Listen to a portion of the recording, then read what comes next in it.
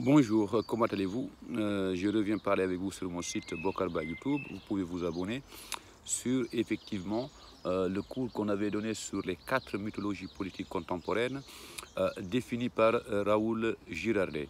Je vais d'abord revenir sur la dimension du mythe. On sait que d'habitude le mythe c'est pouvoir donner un sens à l'histoire et un destin au héros, comme on l'avait dit.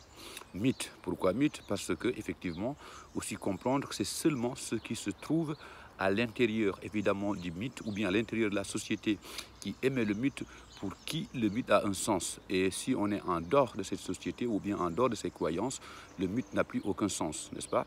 Donc en gros, le mythe toujours c'est pour renforcer les fondements sociétaux. Ce que nous avons observé, je vais d'abord donner les 4 mythes qu'on avait vus au cours. Le mythe évidemment du sauveur, le mythe du complot, le mythe de l'âge d'or et le mythe de l'unité. Et tous les 3 mythes vont converger évidemment vers le mythe de l'unité comme l'avait défini Raoul Girardet. Alors, ce que je vais demander comme travail succinct, c'est de comprendre en quoi, par exemple, dans le coronavirus, il peut être vu comme un mythe du complot. Je vais juste donner un exemple.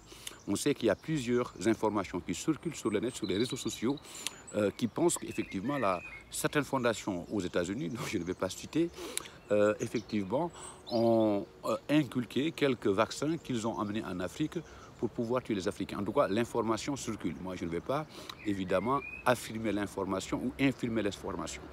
En gros, cette information, je veux juste savoir en quoi elle peut être vue comme étant le mythe du complot. Rappelez-vous ce qu'on avait défini sur le mythe du complot, la définition que j'avais donnée en classe sur le résumé de Girardet. En quoi, effectivement, on peut voir la fondation du Bill Gates dans le mythe du complot. Rappelez-vous que dans le mythe du complot, on avait dit que ce sont des organisations en général qui sont hyper fermées, hyper discrètes, on ne peut pas savoir où ils sont, n'ont pas de bureau exactement, dont l'intérêt du groupe prime sur l'intérêt individuel. Donc on peut dire en quoi cette chose qui circule, n'est-ce pas, ces informations qui circulent, comme quoi il y a des vaccins, on a vu plusieurs reportages, plusieurs informations écrites aussi sur les sites par des journalistes, comme quoi que ça circule là-bas en Afrique des vaccins pour tuer. En quoi c'est peut être considéré ou bien classé dans le but du complot.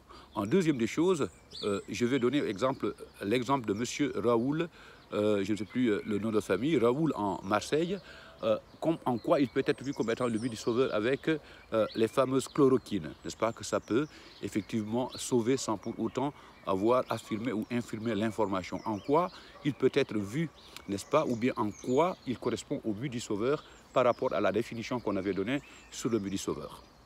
Enfin, je reviens sur le troisième mythe qui est le mythe de l'âge d'or, c'est-à-dire que l'âge d'or c'est la déchéance du présent et la nostalgie prospère du passé.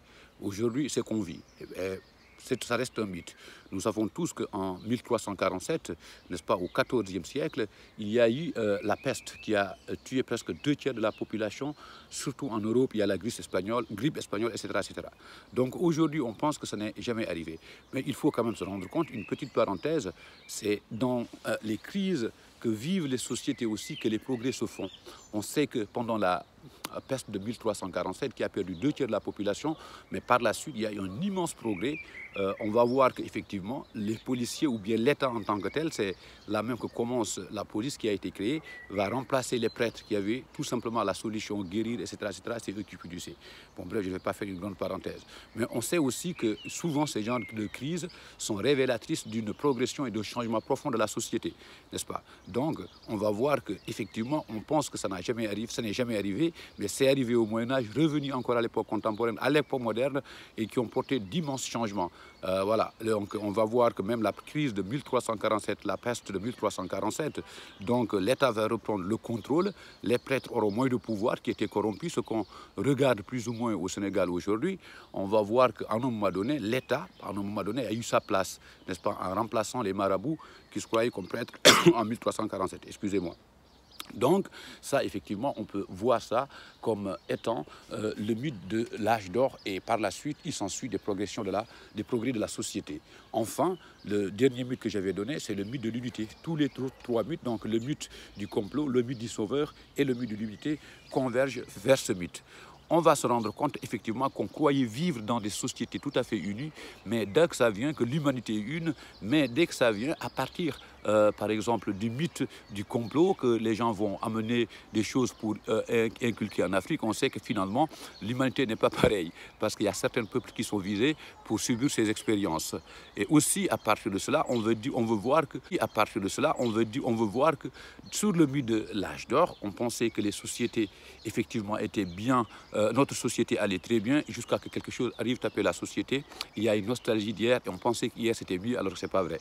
Il y a eu plein de crises qui ont eu dans le passé. Et enfin, si on regarde le but du complot, on va voir que ces personnes ont décidé d'amener ça vers l'Afrique. En gros, les 4 mythologies, on peut tout à fait le revoir dans ce qui se passe actuellement à partir du coronavirus. En gros, essayez de retrouver ces différents enregistrements sur les réseaux sociaux. Regardez bien les définitions qu'on avait données en classe avant le début du coronavirus pour mieux comprendre effectivement qu'on peut retrouver ces 4 mythologies dans toutes les mutations profondes que vive la société. Je vous remercie. Bocar Ba, chaîne YouTube. Abonnez-vous. Merci.